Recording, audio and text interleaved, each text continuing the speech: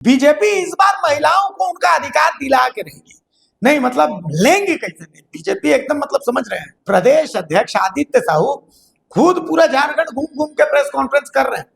इसी कड़ी में उन्होंने हजारीबाग में भी प्रेस कॉन्फ्रेंस की और इस प्रेस कॉन्फ्रेंस में उन्होंने जम के बवाल किया। मतलब 25 तारीख को, हाँ 25 अप्रैल को बीजेपी रांची के मोरहाबादी मैदान में जन आक्रोश रैली करने वाली है और महिलाओं के खिलाफ, कांग्रेस और बाकी विपक्षी दलों के खिलाफ बीजेपी एकदम उतर गई है। एकदम मतलब मत कहिए।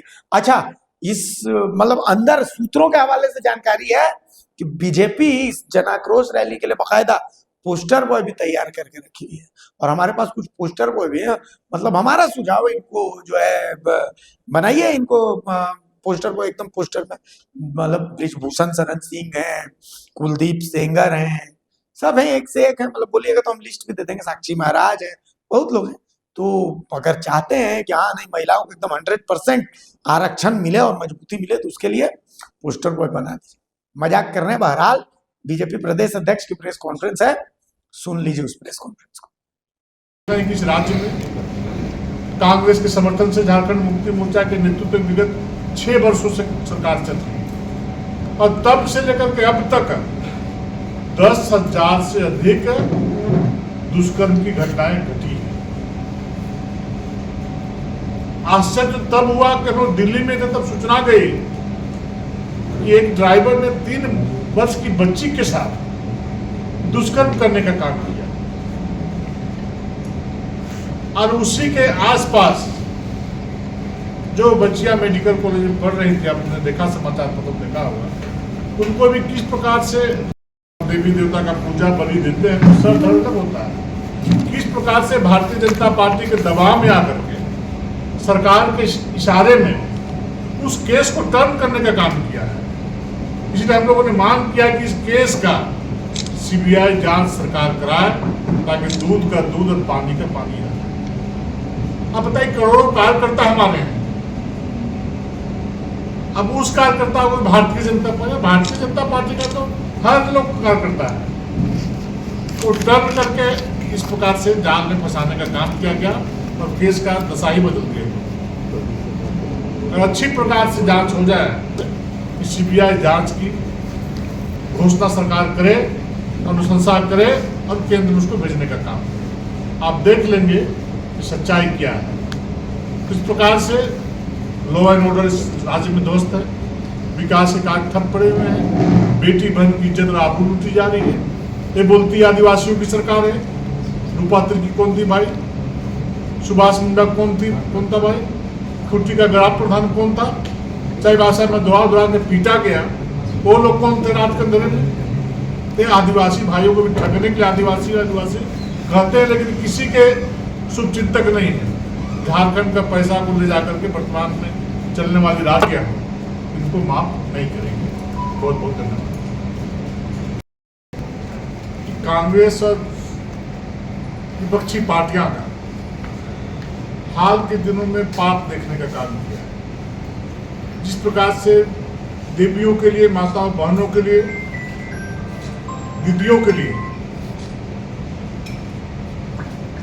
देश के यशस्वी प्रधानमंत्री आदरणीय नरेंद्र मोदी जी और भारतीय जनता पार्टी ने एक अच्छी सोच के साथ, अच्छे मन से, मन में कोई विचार नहीं राजनीति का, और एक ही विचार था कि देश की आधी आबादी जो देवी स्वरूपा माता का रूप है, उनको पार्लियामेंट में और असेंबली में 33% आरक्षण का देने का विधेयक लेकर के पार्लियामेंट में आए थे। लेकिन जिस प्रकार से कांग्रेस का इतिहास रहा है कि हर अच्छे काम का विरोध करना, षड्यंत्र करना और राजनीति करना, और मुझे लगता है कि इस विधेयक को भी राजनीति के दृष्टिकोण से बहुत बड़ा जघन्य अपराध और पाप करने का काम किया है। क्योंकि जब से सत्ता में देश आजाद होने के बाद इस देश में शासन किया, विभिन्न अवसरों पर इन्होंने झारखंड की जनता, देश की जनता को ठगने का काम किया। वो दिखावटी कोशिश करते जरूर थे कि महिलाओं को हम आरक्षण देंगे। विभिन्न अवसरों में चुनावों के पहले में घोषणा भी किया था, लेकिन कांग्रेस के लोगों ने कभी माता बहनों के लिए ईमानदारीपूर्वक पहल नहीं किया था। क्योंकि देश के यशस्वी प्रधानमंत्री आदरणीय नरेंद्र मोदी जी एक साधारण परिवार से निकले हुए व्यक्ति हैं और सारी स्थिति को बहुत बेहतर से जानते हैं और समझने का काम किया है। इसलिए हर वो काम करने का चेष्टा करते हैं जिससे आम लोगों को उसका फायदा मिले। और इसी क्रम में देश के यशस्वी प्रधानमंत्री जी और उनकी सरकार ने इस प्रकार का बिल को लेकर के 16, 17 और 18 अप्रैल को एक तिथि निर्धारित किया था। देश के सभी माननीय सांसद, चाहे लोकसभा और राज्यसभा हो, सभी लोग पार्लियामेंट में उपस्थित थे।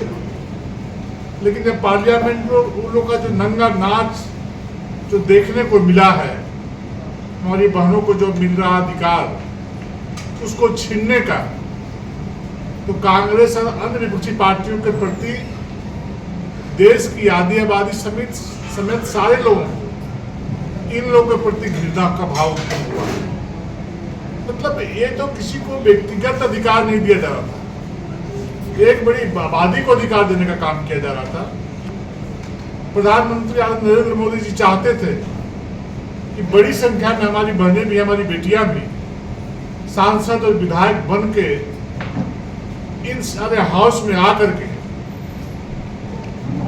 जनता की बुनियादी सुविधाओं के बारे में, जनता की समस्याओं के बारे में, जनता का कल्याण करने के लिए हमारी बेटियां भी, हमारी बहनें भी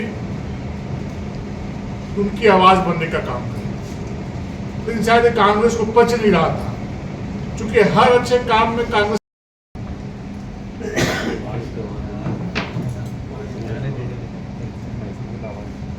आज प्रेस वार्ता में हमारे प्रदेश के माननीय प्रदेश के अध्यक्ष और राज्यसभा पास नहीं हुआ उसके बारे में बताने का काम किया। हम बहुत कम शब्द में आप लोगों को ये कहना चाहेंगे कि पक्ष और विपक्ष लोकतंत्र की सुंदरता है, परंतु जिस प्रकार से विपक्ष ने अपनी भूमिका को दिखाने का काम किया है, ये इतनी शर्मनाक है कि जितनी निंदा की जाए वो कम है। हमें लगता है कि बार बार हम विशेषकर कांग्रेस के लोगों को कहना चाहेंगे कि महिला सशक्तिकरण की बात करते हैं, और जब निर्णय की बारी आती है तो उनकी संकीर्ण मानसिकता और उनकी स्वार्थ हर हाल में देखने को मिलती है, और वही काम उन्होंने करने का काम किया है। आप देखे होंगे कि 46 मिनट के भाषण में माननीय राहुल गांधी जी, जो कि समय का सदुपयोग कर सकते थे, नारी शक्ति पे कुछ बोल सकते थे, वहां वो अपने कार्टून दिखाने का काम किए। उन्होंने बचपन की कहानी कहने का काम किए, जादूगर की कहानी बताने का काम किए। शर्म आती है, इतना बड़ा विधेयक, और वो जश्न मना रहे कि हमने विधेयक को पास नहीं होने दिया, हम जीत गए हैं। अरे क्या जीते हैं? आज नारी शक्ति का अपमान करके आप कभी जीत नहीं सकते हैं।